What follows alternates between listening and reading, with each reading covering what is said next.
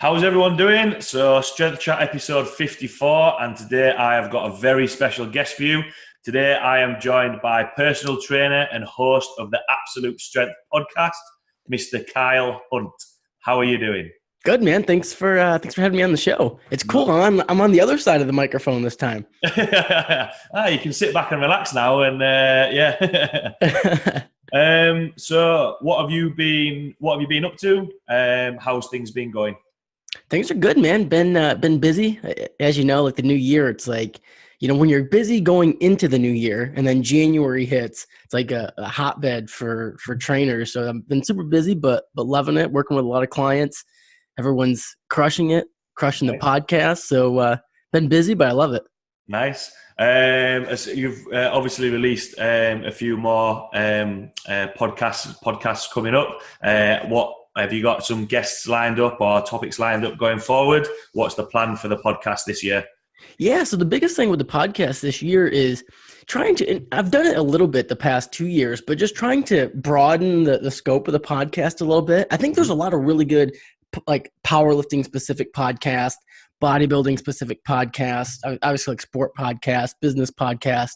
Yeah. And although it's a kind of ambitious, I kind of want to morph all those together, kind of like all my interests essentially. Yeah. But really just keeping the podcast fun for me. So it's like, hey, I'm going to talk a lot about powerlifting. Obviously that's my love. That's what I compete in, but I'm also going to bring on some NFL players, football players, some bodybuilders, some business guys, entrepreneurs, things like that. Cause those are all the other things I like. Wrestlers, big into wrestling, obviously.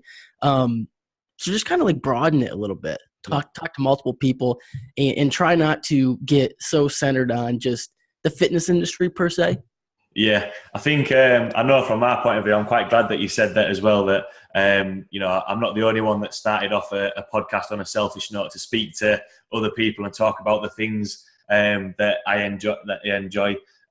So yeah, listening to it. Anyone that's listening, check out the Absolute Strength podcast. It is a really good listen. Well, I not to interrupt you, but starting the podcast with a selfish ambition, I think is good because I think so many people get into it and they try to produce content almost entirely based off what they think other people want to hear, which can be successful. I mean, that can work, but I think long term, you're much better off just doing a podcast that you love, like having the conversations that you want to have. Yeah. And, not even from like a point of view of course, when you're starting a podcast, you want to bring on guests that have a big following because they can help you, bring audience to your podcast. But what I found over the years is sometimes there's diamonds in the rough. There's people that just might not have much of a following, but they have a cool story or they have a cool personality. And reaching out to them too. I mean, bringing them on the show. Sometimes you can have a really good conversation with someone like that and provide good value for the listeners that, and then at the same time, they've probably never heard that person before. So they haven't heard their story. It hits them. It's almost like, how when you hear a song for the first time or the first couple times, like it just, the feeling you get is like incredible. Yeah. But after it can be an amazing song, a great song. But if you've heard it 50 times, it doesn't hit you the same, And sometimes with podcasts, don't get me wrong, there's a lot of great people in the industry, and there's a reason why certain people get brought on a lot of podcasts. But again, their message can kind of get watered down, even though if it's a great message, bringing up great points. But if someone's heard the podcast 10 times, they're kind of, immune to it. Yeah. I must admit, it is one of those things where even if I'm trying to answer questions where sometimes I've done a couple of podcasts where it's just me chatting. Someone's asked me a question and I'm just chatting from there. But I enjoy running the podcast. I enjoy speaking to the different guests, and I always feel quite lucky when I get replies by email. I always think when I send emails out, like, oh, why would they reply to me? But because it's something I enjoy, the content that's put out there, whether it be like yourself over in another country to the local coaches that I speak to, around where I am. So for anyone that might not know your background or know how the Absolute Strength podcast came about or how you got involved in the industry, just want to give a little bit of a background to yourself. Yeah. So I got into fitness really early. I mean, really early on. I started wrestling and playing other sports when I was really young, about 5 or 6 years old. And then I ended up wrestling on the varsity team as an eighth grader. So in the United States, so high school starts in ninth grade, about 12, 13 years old. I was in middle school, but they allowed you, if you were good enough, to kind of bump up, right? And skip JV, skip modified middle school, and just go right to like the varsity team. Right. So that's what I did in eighth grade. But the problem was I was tiny. Like I only weighed 85 pounds. I mean, I was a tiny kid, tiny kid. And I was giving up a bunch of size. So at the end of the year, the coaches were like, hey, you definitely have the ability, but we just need to get you bigger. We need to get you stronger and actually fill out the weight class. Then it'll be so much easier for you.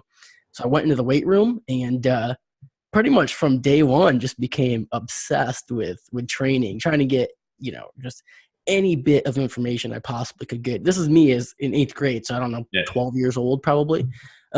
Became obsessed at 12 years old. Here I am at 27, been obsessed every day since. So, and then actually, so pretty much my entire high school career was just, playing sports, training, was deep into the kind of bodybuilding scene, reading the bodybuilding magazines and Arnold Schwarzenegger books and all that stuff.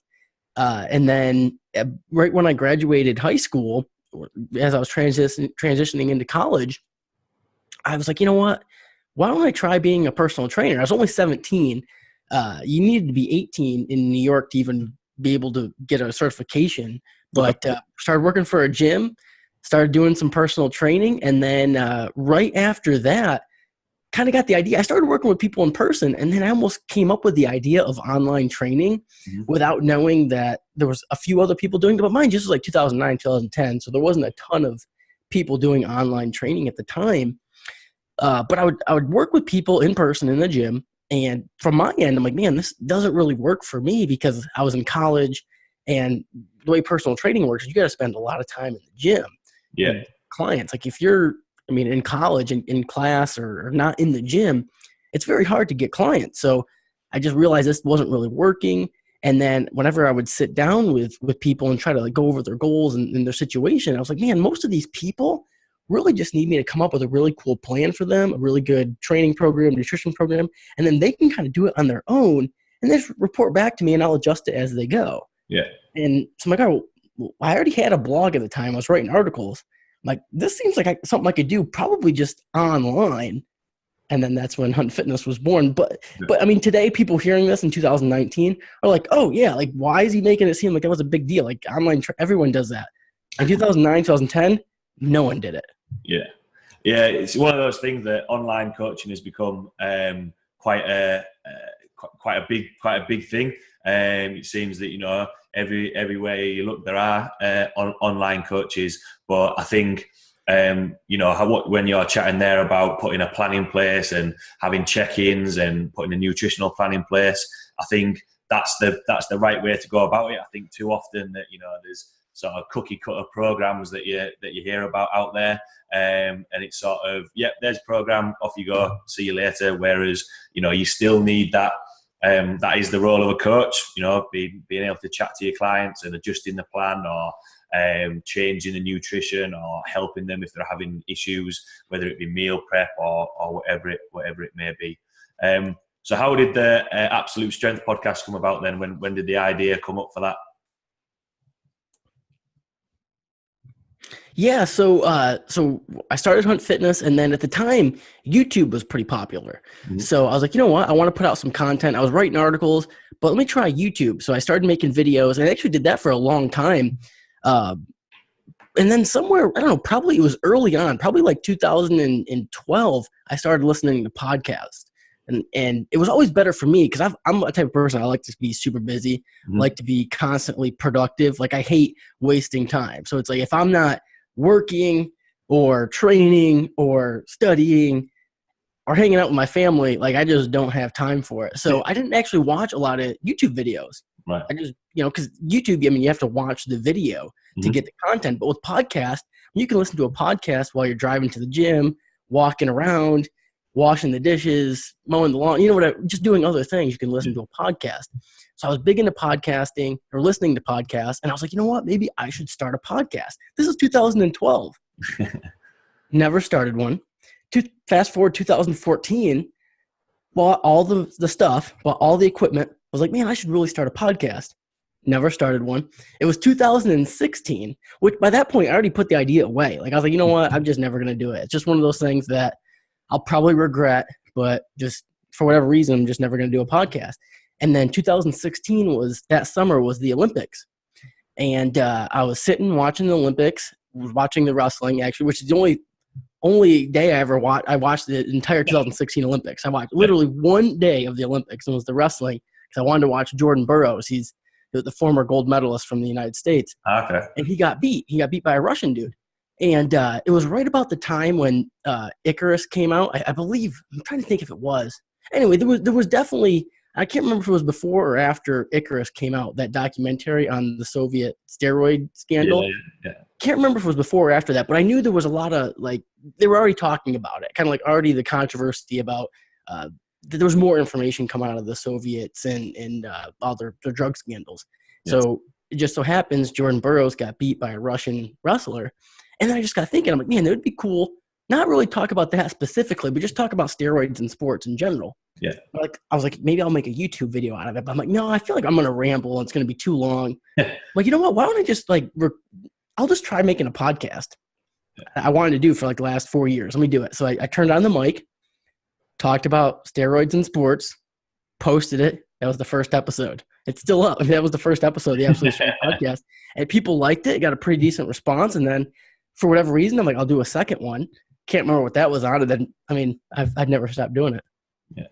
So since, obviously it's grown into, I think the most recent one that you posted, was it 192 you're on? So, yeah, I think 192. Yeah. Crazy. Almost 200 episodes. I'm a little bit behind, but I'll be, hopefully catching up. When did you start this one? So I started this sort of this time last year. Okay. So you've averaged what you're at? What's this, 54? You said? Yeah. So over about one a week. So that's good. Yeah. That's what I started at. I started one a week. So I think it's good. And this kind of transitions over into building that consistency. But I think a lot of times with whether it's fitness, diet, starting a podcast, building a business, whatever, New Year's resolutions around this time of year, what happens is people try to go from 0 to 100 overnight. So it's like you wanted to start a podcast, and trust me, that's my personality. So like when I want to start a podcast, I'm like, well, shit, why don't I just do it every day? Like, that's like my first thought. Yeah. But at first I was like, you know what, I'm just going to try to do one a week, and that's pretty much all I did for the first probably almost a year. And then slowly I did like maybe occasionally 2 a week, and that's kind of. And then I actually bumped it up to like 3 a week at a time, and I found about twice a week is my happy spot. Like it's. Quite a bit. It still provides a lot of content, but it's also not so much where I can't do other things too. Yeah, I think it's still finding that balance of you've still got to enjoy it and being in a similar situation to yourself of, oh, well, that sounds quite interesting. Quite a lot of people have mentioned that in the gym that I work in. I'll start doing it. I'll start doing a video, and it progressed into having various guests, and I'm just wondering on a little bit of a tangent, just chatting about about your podcast. How has that helped you develop as a coach and developed your knowledge to help with your online coaching, and if you do any sort of in-person coaching as well? How has that helped you? Yeah, so pretty much how the podcast helped me was, well, one of the things is being able to have all these cool conversations. I think a lot of times when people are busy, I'm kind of like me, we have a lot going on. So it's hard to actually make it a point to just sit and have a conversation with someone that you don't know. You know what I mean? Like even for me, when I'm setting up podcasts with people, it'd be very hard for me to just call them and be like, hey, or contact them and be like, hey, I just want to jump on a call with you for an hour and just talk. Most people are going to be like, that doesn't make sense. What benefits of that? But and this is what's wild, is you don't even need a really big platform to start, but you can just reach out to people and, hey, I have a podcast. It does help after you've done a certain amount of episodes, but hey, I have a podcast. I've done 30 episodes, 40 episodes or whatever. would you be interested to come on? Then you get people to come on, and then it's almost like, hey, we're just having a conversation for an hour. Yeah. We can talk about whatever, and and I think from a kind of a lower level, like, of course, the information that you gain from that, but also in this day and age, what's crazy is you could probably relate to this, is I don't have a ton of conversations just face to face. We don't have anything else going on. We're not talking to someone else. We're not looking at our phone. It's just you and me. We're having this conversation. We're locked in on each other.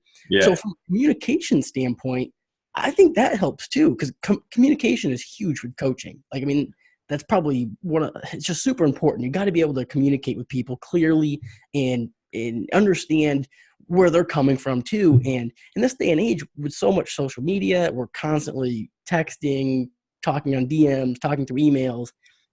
It does help to just have, hey, I'm doing 2 podcasts a week where I'm talking to someone for an hour. I mean, it seems silly. And 30 years ago, it probably wouldn't have been beneficial. But in this day and age, and what I do too as an online coach, where I don't even get a lot of face-to-face interaction, that's been a huge benefit for me.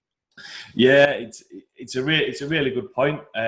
Sometimes, when you said at the start, being on the other side of a podcast, sometimes, I'll be walking around, I'm listening to a podcast, and it's like, oh yeah, that sort of makes sense. But sometimes it's quite hard to put that into practice, because you've got to go back and listen to it and be like, oh, what was that key point that they said? Whereas sometimes, like you say, having that conversation, sometimes people put it in, explain things that you think, oh yeah, I've never thought about that. And then you go, next day, I'll go into work tomorrow and be like, yeah, that key quote that they said, I can use that a little bit more. So I know from my point of view, it's definitely helped me as a coach.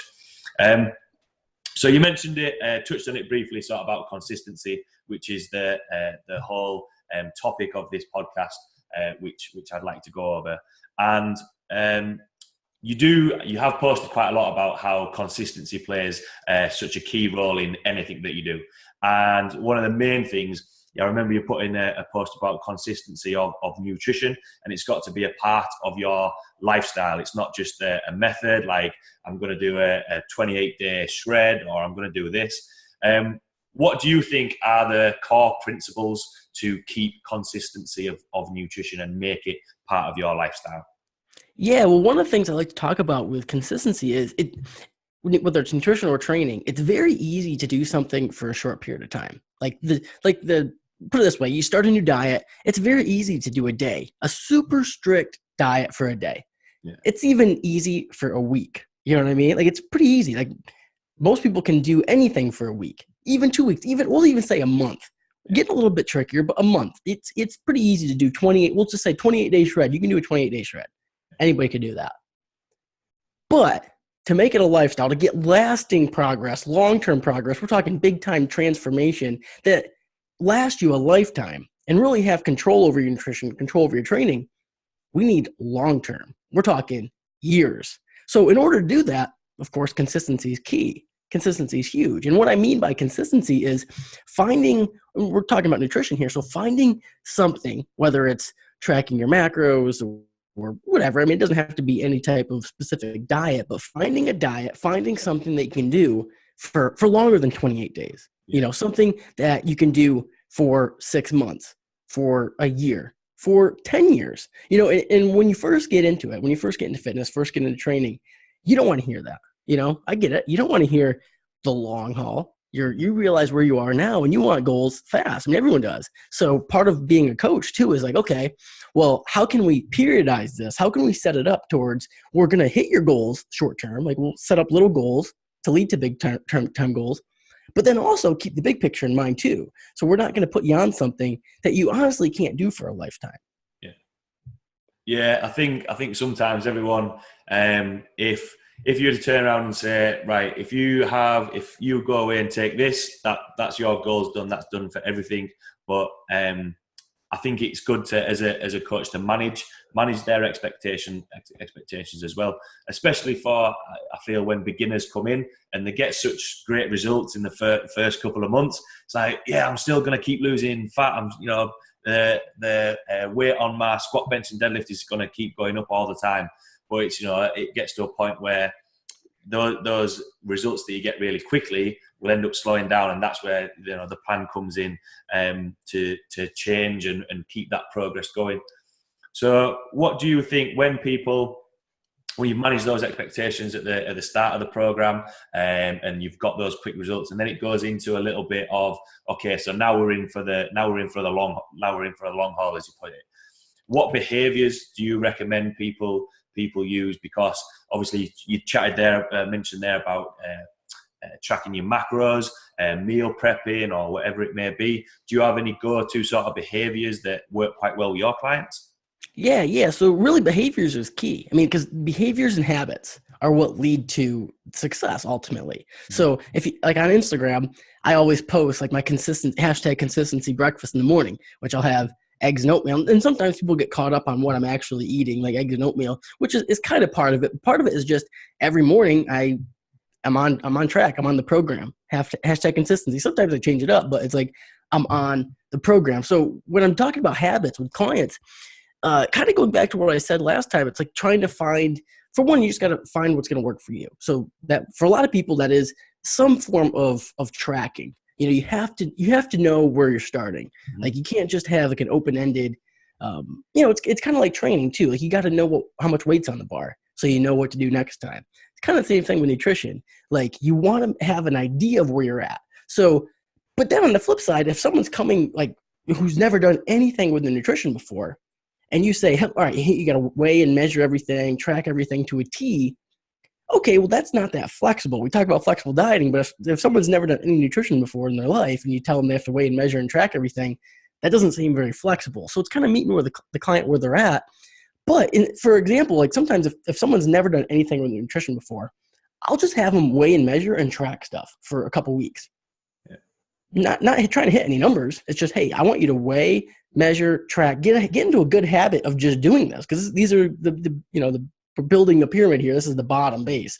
You got to know how to weigh and measure and look at portion sizes, etc. But with no stress of actually trying to hit any numbers, just weighing and measuring. And that's a huge educational piece, because, and you see this with fat loss and you see it with muscle gain too. Unless you've gone through that, unless you've weighed and measured and tracked your food before, again, it's hard to know where you're at. So that's why when you come across hard gainers, you're like, oh man, I eat everything in sight, can't gain an ounce of muscle, can't put on any weight. And you're like, well, are you really eating everything in sight? And then you actually have them go through this, weighing and measuring everything for 2 weeks. But again, not trying to hit any numbers, just seeing what they're eating. And it turns out they're eating like 1,800 calories. It's like, okay, well, see, and you average 80 grams of protein a day and you're 180 pounds. So, okay, that's our issue. Same goes for fat loss. You talk to a client and they're like, hey, I'm working out hard. I'm doing the program and I'm not eating anything. I'm being super strict. I'm eating everything clean, eating a bunch of clean foods, not losing any weight. Okay, well, let's see how much you're eating. On the flip side, they're kind of over consuming how much they think. Yeah. So with something like nutrition, wherever we can put numbers, whenever we can include numbers and make it quantitative, it allows for us, if it's measured, it can be managed. Yeah, I think that's a nicely put at the end. It's got to be, it'll be a little bit, you wouldn't say, how I like to sometimes describe it is, you wouldn't go to drive somewhere and never ask for any directions or see where you're going. You can't walk around blind. You've got to have an idea of what's going on.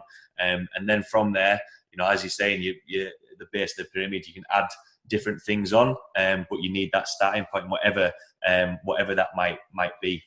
Exactly. It's kind of using your example there of driving. It's like, hey, people might know the general direction to go. Like, oh, where I'm trying to go is south. Okay, yeah. Well, see how long it takes you to get there. You might end up west. Like when I go somewhere, I want to know exactly the directions in the most efficient way possible. Mm-hmm. And really, that's what working with a coach is all about. Mm-hmm. Yeah, absolutely.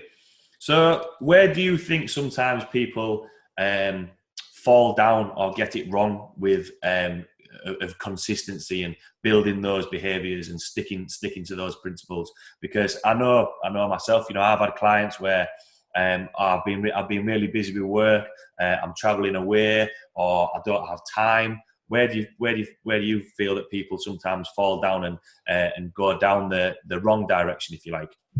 Yeah, I think that the biggest thing is people allow one bad day, one bad minute to just screw up everything that they're doing. Put it this way. I'm never perfect. I'm super consistent in my nutrition, pretty much everything. I'm a regimented person. Pretty much every day. If you look at me, one thing about me is I'm gonna be very consistent with shit. But I mess up. I'm not perfect on my diet. My training's not perfect. There's days that I screw up. Over the holidays, I go on vacation. It's hard. But again, part of the consistency isn't perfection. It's part of being consistent is, hey, when I look at a year, I want to be about 90 to 95% consistent. The other 5%, that's going to happen, and I'm okay with it. When you mess up, part of being consistent is just moving on. Like, you just move on and don't allow the one mess up to continue and snowball. And I think that's a big problem people have. And I get it. It's trying to be perfect and perfection, and especially when you first start something, you're like, oh man, I just want to dial this in and stick to my plan and get results. But then life happens. Yeah. You get invited out with friends, you go out to eat, and whatever, birthday party, something happens where you fall off your diet, and you're like, well, I already messed up, so this day's gone, so I might as well just do whatever I want the rest of this day. Yeah. This week is pretty much screwed up, so I mean, tomorrow, why am I going to get back on the program tomorrow? I'll start Monday, and that's the wrong way to do it. I mean, that's why people get stuck in these like yo-yo diets where they start something, fall off, eliminate all the progress they made for a period of time, jump back on, get some progress, fall off, eliminate all the progress they made, and kind of just, run in a circle. Part of being consistent with your training and nutrition is like, hey, I recognize I'm not going to be perfect, but at the end of the day, or at the end of the year, rather, I'm going to be at 95% there. And then if you can do that, if you can consistently do that, if you can be 90 to 95% accurate with everything for a year, 2 years, 5 years, I mean, you'll have control over anything you want to do. I mean, honestly, that's for training, nutrition, business, life. That's kind of my philosophy. Yeah, it's that's why the reason why I asked you on as a guest when you're speaking to people. If people are good, like you say, 90-95% of the time.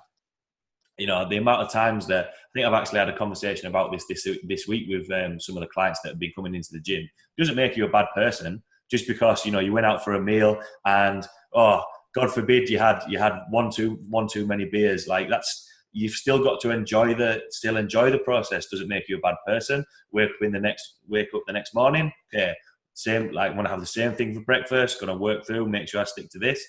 But then what I find quite interesting is on the flip side of that, people who, like when we mentioned, it's the start of a new year, so they might have ate not very well for the entire week, and then they have one day where they eat really well, but that doesn't undo the 95 or 90% of the bad stuff that you want to do. You've got to keep rolling that over. Yeah, and that's kind of what I talk about when I say consistently, like, hey, all right, I want to congratulate you the one good day. Like, we have to congratulate that because you're moving in the right direction. Yeah, absolutely. But it was one day. Yeah. Remember what I said? One day anybody can do one day. If it only took one day, I wouldn't have a job. Like, we wouldn't have a job. Like, if one day, if you could solve everything in one day, like fitness wise, like you can do years of doing nothing. One workout, one day of dieting, and you look fit. Why would anybody need me? Like, it wouldn't. It's. We'd have to start looking for a new job or start doing different podcasts. Seriously, I'd be have to doing something else. Like, and I don't know if I'm good at anything else, so I don't know how it works. So we've obviously chatted about going back to the start of this conversation about. At the start, you manage their expectations, and they will see results quite quickly. Now, there are courses out there which might be a 28-day shred or a 28-day fat loss, or giving a go at this. What are your thoughts on people giving those a go to get the ball rolling, to start that journey, start that progress, for then heading into sort of long-term health and making it part of your lifestyle, would you recommend people giving it a go, or do you think, or is it dependent on the person? Well, there's kind of a balance here. There's like a dichotomy, because part of me wants to say, you know what?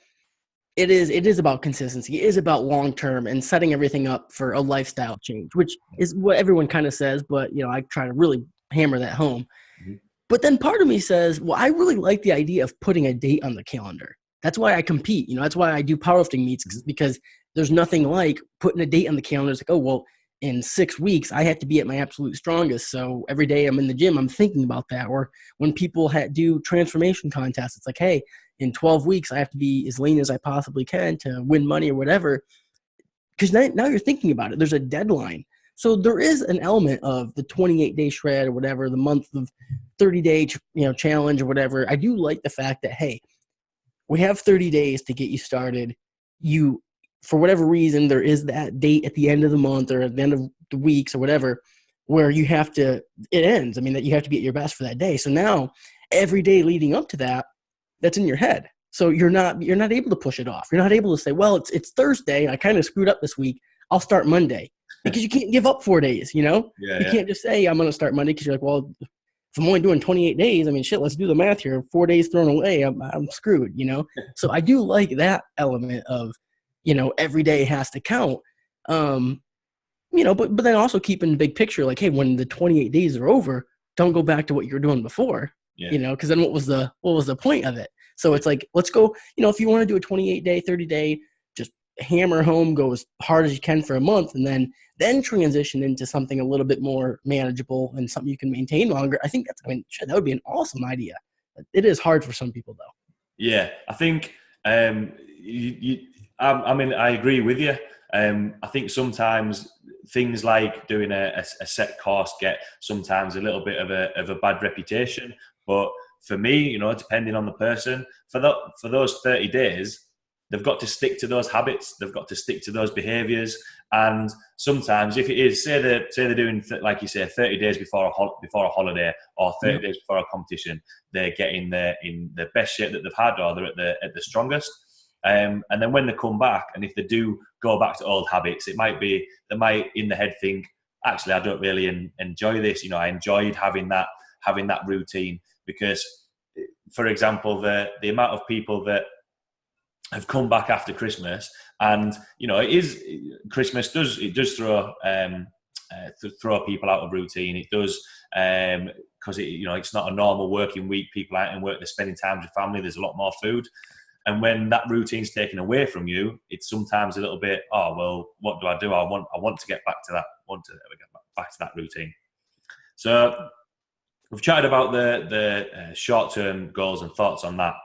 And what I quite like about is, I've chatted this with the coaches that I work with as well, is how disciplined as a coach, or how much discipline you expect from the clients that you work with. So when obviously you mentioned there, good 90 to 95% of the time, how much discipline do you expect from your clients? Do you have much leeway, or is it sort of, look, this is the plan, let's stick to this plan? Yeah, it's another one of those things that it's challenging, because as a coach, and coaching in general is kind of something I've always thought I would do, even from when I was little. I was like a captain of every sports team I ever was on in high school. Everyone was like, they just assumed I'd probably be like a wrestling coach or something. Yeah. But then when I found fitness, it kind of was a natural progression into coaching. And I think there's an art to coaching, because, and we've all seen it in movies, like the kind of the hard ass disciplinarian coach that's, you can't make any mistakes. And that can be successful. I mean, even if when you study successful coaches, whether it's in, teams that have won Super Bowls or other really successful coaches, they all kind of have a really strong discipline element to them. So taking all that into an account, it's like, okay, as a coach, you really have to draw kind of a line in the sand with your clients. Like, hey, this is the program. If you don't follow it, if you're not disciplined to the program, then you're not going to see results, and I can't do my job.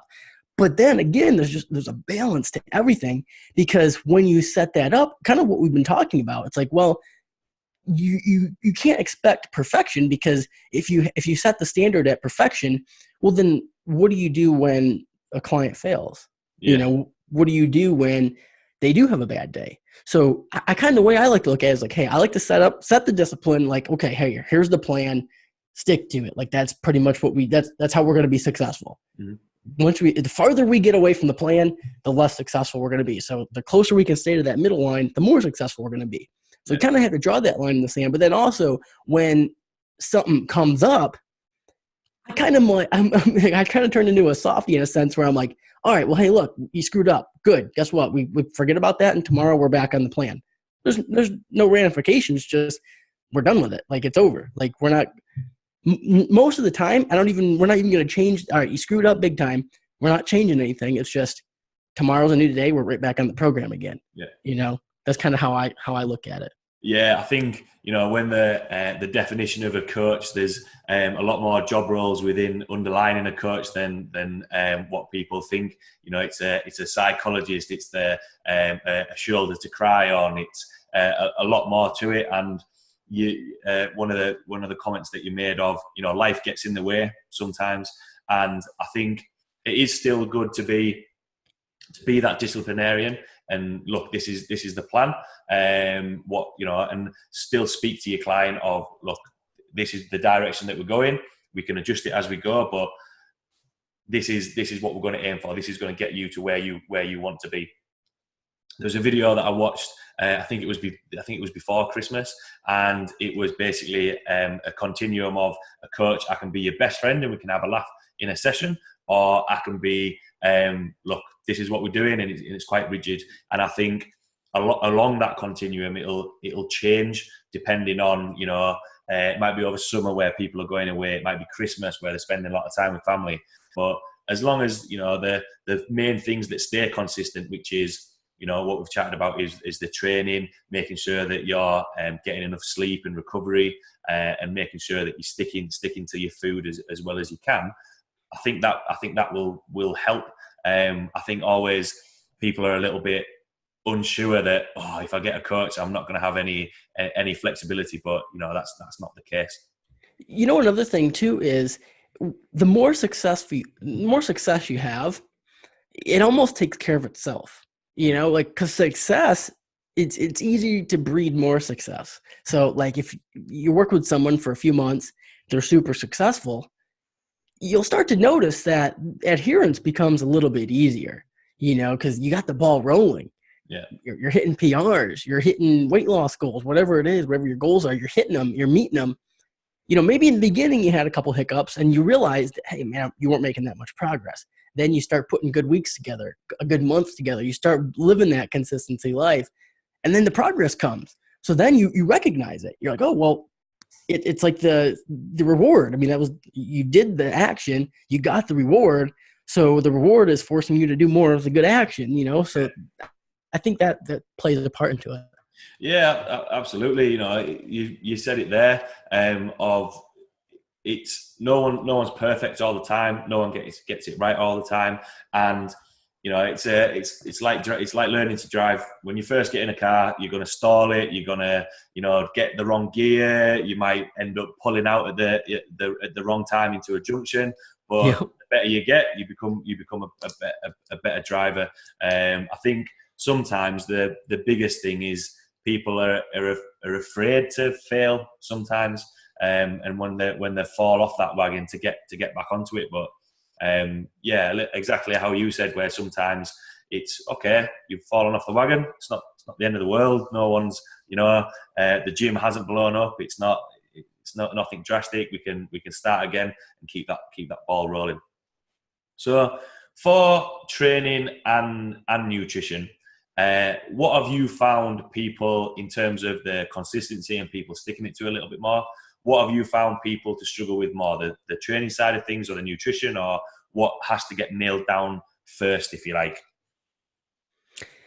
That's a tough question. I'm trying to think. Honestly, probably trying to avoid a cop-out answer. I want to say probably about the same with my clientele, but really, so when I first got into coaching, I worked a lot more with kind of just like general transformation clients. Mm-hmm. So I found, nutrition was a little bit more important. And I hate putting like, how some people put percentages on things like, oh, nutrition's 80% of it. I never really believed that. I mean, I think to see ultimate results, you want to have a equal amount. I mean, nutrition and training and recovery, everything, you need to optimize everything the best you possibly can.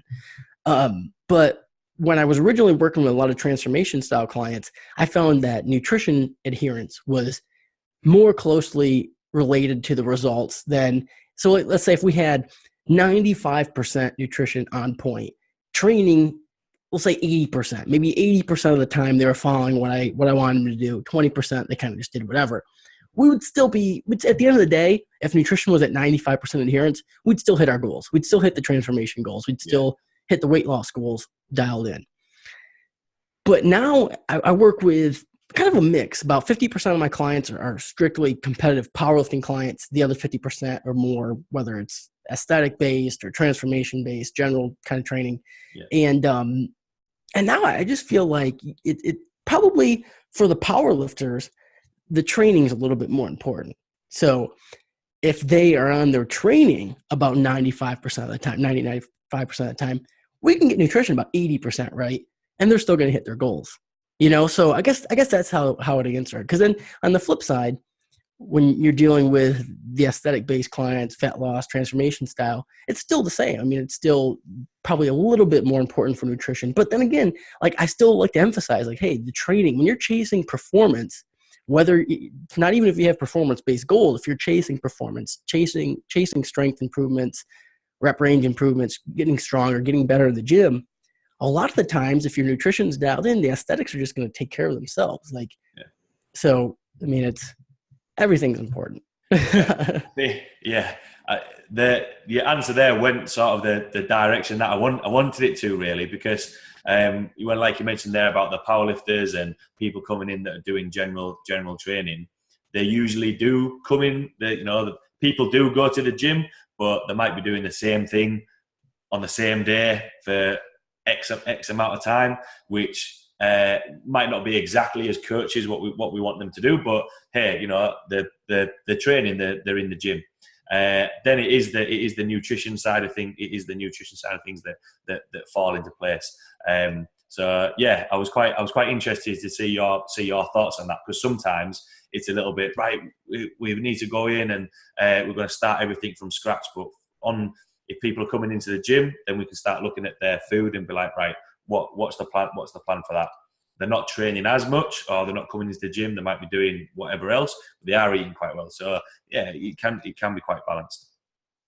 And then when it comes to if someone is coming into the gym or is looking to get started, how much do the role of the motivation to actually get it done, and then the actual discipline of carrying it out, how much does that have an effect on people being consistent enough and following the behaviors to achieve their goals?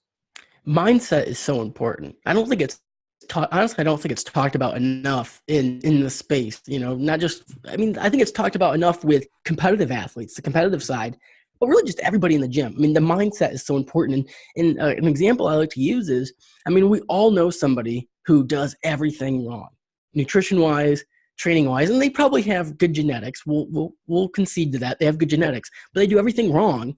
But they have a good mindset, meaning they're going in, they're pushing themselves hard every day in the gym, and they kind of just make progress in spite of what they're doing. Yeah. And you're like, well, how is that? Again, we get the genetic side, it's probably a big component, but they're just putting in good work. But then on the flip side, you'll have somebody who, maybe either they can come up with a really good plan for themselves, or they hire a coach that comes up with a really good training program, really good nutrition plan for them. Everything's, dialed in for them, optimized for them, but they don't really have the right mindset. They're not overly motivated.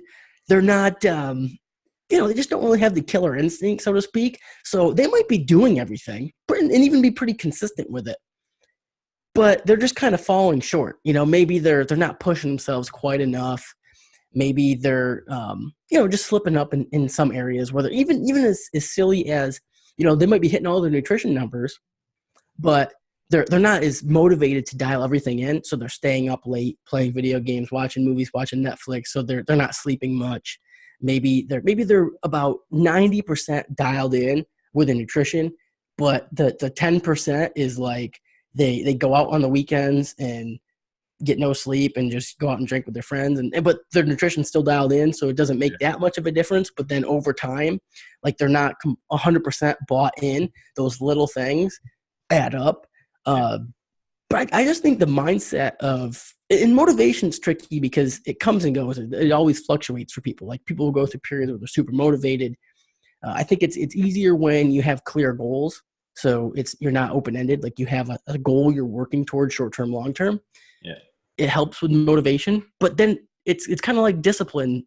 Are we talking about discipline here? Because discipline's probably more important than motivation. Yeah. If you're disciplined to what you're doing, then you don't need to be you don't need to be motivated. You know, I think I think probably if you really dialed into kind of going back to what we talked about with consistency, is I don't need to be motivated to be consistent because I'm disciplined to consistency. Yeah. You know, both training and nutrition. Yeah, it's exactly how you said, keeping that goal in mind, because you know the amount of times that chatting about general population, they're coming in. I want to lose fat and gain muscle, but what does that end goal look like? What's the end picture? You know, you've got to have those guidelines, those principles to be like, right, this is where we're going. You can be as motivated as you like to lose fat and lose and gain muscle, but without any structure or right, this is what's happening. It isn't going to happen. And it's a great point that you made about if someone is good 90% of the time, but the 10% is, you know, going out every weekend and having takeaways and that sort of stuff. Exactly as you say, it will add up. And I think sometimes that's the small margins that separate from people who get really good results and have a lifestyle change or a body transformation, and those who are, as you mentioned, got good genetics and are in all right shape, but never reach maybe their full potential, if you like. Yeah, I think sometimes in those cases, it's almost like good can sometimes get in the way of great. Yeah, absolutely. It's exactly the same when it comes to I compete in powerlifting myself, and you know the great lifters who are, you know, challenging for world titles and the breaking records. They have that extra gear, they have that extra little margin to push that extra little bit, whether it be, you know, right, I'm going to go to bed half an hour earlier so I get a little bit of recovery. I'm going to make sure that I prep enough food. I'm going to eat enough so I go into this deadlift session. So yeah, I think mindset is a big thing, and I think it's one of the biggest things that sometimes hold people back. Yeah, no, you hit it. And honestly, with my podcast too, talking and not just with the podcast, but coaching elite lifters, talking to elite lifters, being friends with elite lifters, I think a lot of times people get caught up on the X's and O's. It's like, I want to know what program they're on, which, trust me, programming is super, super important. Mm-hmm. But it's like, I want to know what program they're on. It's like, you know, what you should do is figure out who they are. Like, what are the little things they're doing? What is their mindset? Like, just the silliest things. Like, oh, they're going to bed a half hour early because they got to train in the morning. They're meal prepping. They're making sure they have food, so they have food to eat tomorrow so they can hit their macros. They're not going to have a day where I don't have any food, so I just got to eat whatever. No, you don't have that. They're doing everything right. I'm extra sore today, so I'm going to do extra mobility and soft tissue work. It's not just, I'm extra sore today. Well, today's training is going to suck. Like, you know, you take action so it doesn't. Yeah, absolutely. What was quite interesting is that I was chatting to a client that was in the gym, and sometimes, you know, that exactly how you said, looking at the smaller details of what program are they on, you know, what knee sleeves do they use, or whatever it may be. It was a case of the guy said, I looked at his breakfast and it was some you know, not very good cereal. Okay, so what's the reason? Why are you having that? There's got to be a reason why you're having it. It's either because you're not concentrating on nutrition, you don't have that discipline, or, you know, it could be time. It turned out it was time. It was basically, he was getting up on a morning, he was rushing around, he was having the cereal just because he needed to get to work. So I was like, okay, let's retrace our steps. Let's go back. Why are you rushing around on the morning? Why are you getting up late, having cereal that obviously isn't very good for you, and then rushing to work? Oh well, I'm staying up late watching telly or whatever it may be. Okay, what's more realistic? Going to bed 15 minutes earlier or half an hour earlier, and then getting up and actually having a good breakfast. Oh yeah, I didn't think about that. Right. Next day comes in. What do you have for breakfast? Oh well, I managed to have some eggs and some salmon, and I had a bagel. It's like, oh okay. How do you feel for that? A lot better. And it is just sometimes as coaches, sometimes it is a little bit of common sense. It's just to get the basics right, and then everything else will fall into place. The basics, like it's crazy. Like if, when I first got into it, when I was in high school and was first getting into the industry, even it's natural. You want to progress to whatever is advanced, whatever seems super complicated, whatever's like cutting edge, quote unquote, cutting edge.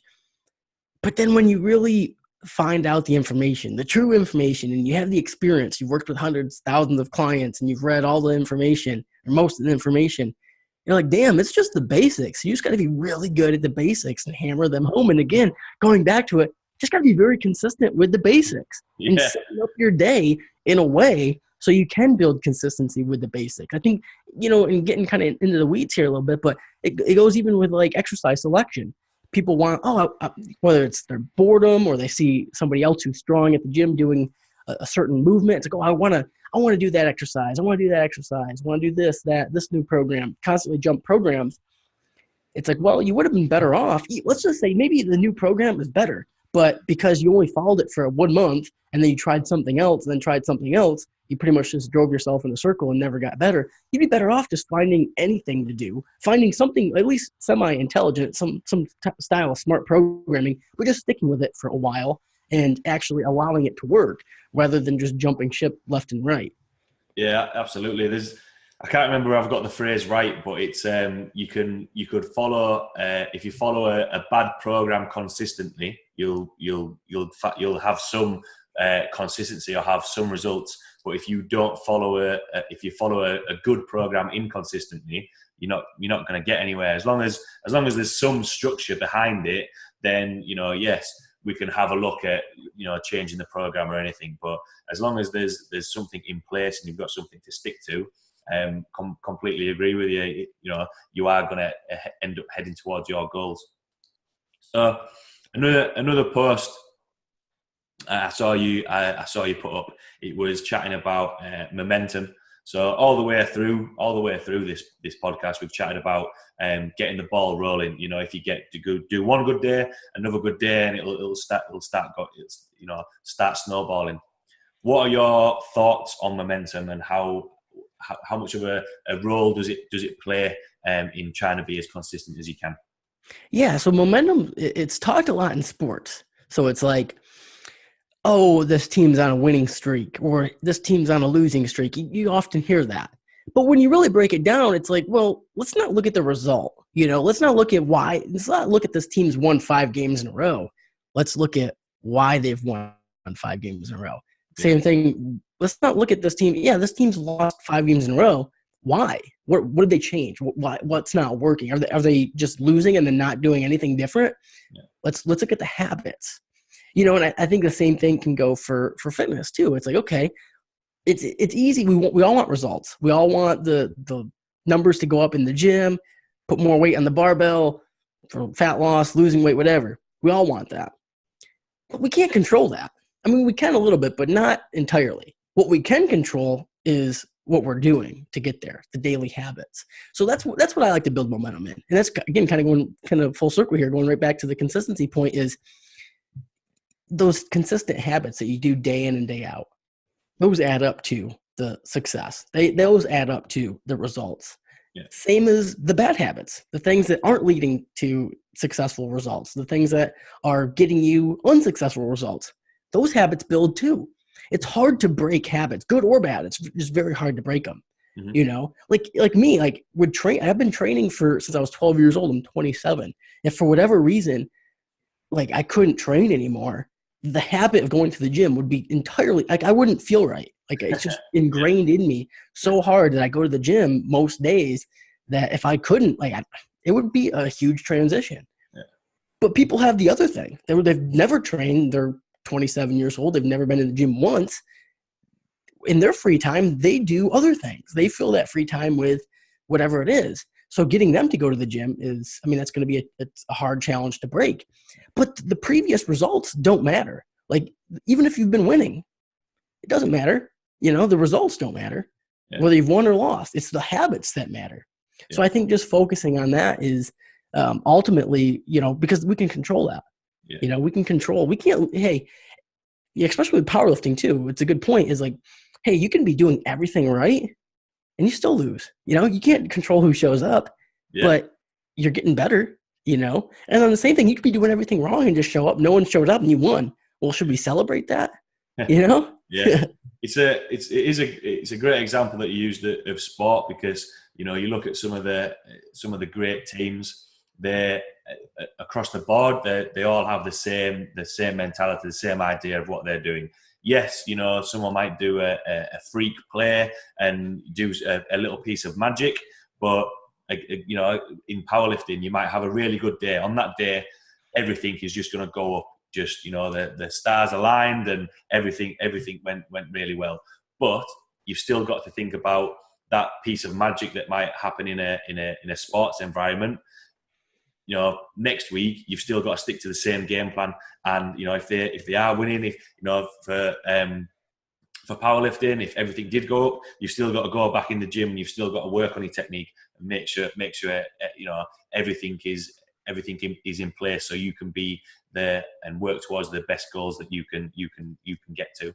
I think you summed it up when it's come round, sort of full circle really of consistency there. It has to be the title, man. It was having seen the stuff that the content you put out there. It does make you think sometimes when you sat there and it's, oh well, I don't really want to train today, or I'll just eat this instead of having whatever it might be. Seeing that there, and the post that you put up of your breakfast, it's a little bit like, just keep at it. One bad meal doesn't make you a bad person. One bad training session doesn't mean to say that you've got to throw out the rest of the week of training. So I thought that was it was a good point to come back around to what the whole topic was about. It was on consistency. Another thing too is when you look at things big picture, it can sometimes, like, the task seems daunting. It's like running a marathon. It's like the classic quote, but running a marathon, it starts with one step, just like everything, If you told me when I was 12 years old, like all the little things I'd have to do for 15 years to get to where I am now, I'd be like, well, shit, that seems pretty crazy, But if you just broke it down into little tiny things, it's like, hey, well, guess what? This is like talking to me when I'm 12 years old. Wake up and have eggs and oatmeal. You can do that, right? You can do that. It's not that hard. Do that. That's step one. Yeah. Now go on with your day.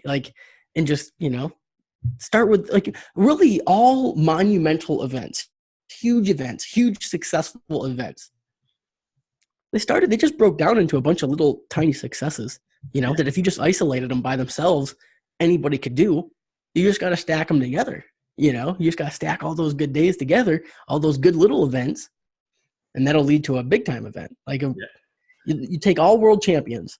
They just had a bunch of, they've had, trust me, a lot of world champions have had some amazing, crazy workouts in the process, but they've had way many or more just normal ones, just normal workouts. Yeah. They went in, did what they had to do, got out. Yeah. Moved on.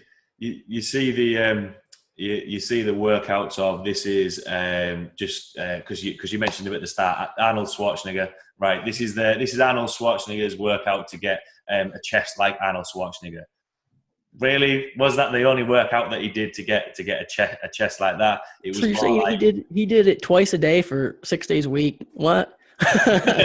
Yeah. There was a lot more behind the scenes, and like we went back to, if that one person is just doing one good workout and the rest isn't very good, just because you did that one workout that Arnold Schwarzenegger once put out there, that's not it. If you did it consistency and had the consistency that Schwarzenegger had to get to the level that he got to, then just think what people could achieve. So on that note, after everything that we've covered, nutrition, training, mindset, what would be your words of wisdom or top tips for everyone listening? Top tips, words of wisdom. Well, I think probably the biggest thing of working with a ton of people, one of the things that maybe I haven't mentioned that trips people up is overthinking things, And I remember when I was younger, there's like this point in time when you're a beginner, you recognize what you don't know. It's like, well, shit, I don't know anything about this. So every piece of information you're just absorbing, and you gain a lot more recognition of what's going on. You're okay, I can start to understand this. But then you get to a certain point where your information almost like overloads your comprehension of it. So then you start just overthinking everything. And then you get to this point where, and I kind of touched on it a little bit, is you start thinking you need to do a bunch more things and make it much more complicated than you probably need to do. Like, if you've only been powerlifting or been lifting for a year, you don't need to follow what a world champion's doing. Like, your workout should not look like theirs. There's levels to it. Yeah. Same thing for, whatever. Like if you've never done any type of nutrition intervention in your life, again, you don't need a super strict, complex diet to get results. Start with like low-hanging fruit. Like, there's a reason there's beginner programs, intermediate programs, and then advanced programs. And we all want to jump from beginner to we're training for a little bit. Oh, I'm advanced now. Everyone does that. I mean, yeah. I did it. That's probably the biggest thing I wish I would have known going back, and I probably wouldn't even have listened to anybody. So that's kind of tricky, but I just wish I would have been a little bit more patient and just said, okay, well, let me take the low-hanging fruit. Let me just realize where I'm at, find someone that maybe knows a little bit more than me and listen to them. Because me, in my limited knowledge, thought that, hey, I've been training for a year. Let me try the most advanced thing I can possibly get. And you're just setting yourself up for failure that way. Yeah. Yeah, I think it has to be the things that and the content that I try and follow. Yes, there's always an underlying reason behind everything. But if things are kept simple and you can understand it, and it's not sort of, oh well, I've missed this, so that means I can't do this. Just keep it simple. Keep stress levels down, and people are more likely to stick with it. So that's probably a good tip for me as well, not to overthink things and keep it simple. Yeah, well, a lot of times the things that we start overthinking are things that don't matter that much. Which is crazy. It's a lot of the fine, minute details is what we'll overthink. But the big main priorities, the things that maybe you actually could benefit from thinking a little bit more about, a lot of times we don't think about them. Yeah. But no, that's going well. Oh, progressions? Oh, they're going well. Yeah. I'm worried about, this one little tiny detail that means nothing, but I'll worry about it for 6 weeks. Yeah. It's interesting seeing that from you. That's what you'll see with clients day in, day out, and be like, no, that's not irrelevant at the minute, but we don't have to focus on there. I think that was a really good point to finish on. I hope everyone enjoyed that, listening to that as much as I did. For anyone who might have any questions for you, or might want to get involved in online coaching, or see the content that you put out there, or listen to the Absolute Strength podcast, where can people find you? Yeah. So first, just thanks for having me on the podcast. And if you're listening to this podcast and you enjoy podcasts, my podcast, it's titled the Absolute Strength Podcast. You can find it iTunes, Stitcher, Google Play, SoundCloud. I don't know, probably pretty much anywhere you can listen to podcasts. Search the Absolute Strength Podcast, or just search my name, Kyle Hunt, and it will come up. And then, my website's kylehuntfitness.com. I have a lot of articles on there. Get more information about me, coaching, whatever. And then my Instagram's just @HuntFitness. Cool. 100% for everyone listening. go listen to Kyle's podcast. There's some great content on there. Definitely follow the content that he puts out on Instagram. It is helpful, especially with consistency. I know sometimes I'll look at it and think, yeah, I should have a little bit more discipline and stick to the plan. Thanks a lot for taking the time to chat with me. Really enjoyed the chat. There's a lot of take-home points that I've taken from that as well. Thanks a lot to everyone listening, and I will see you all next week. Cool. Awesome, man. Thanks for having me on the show.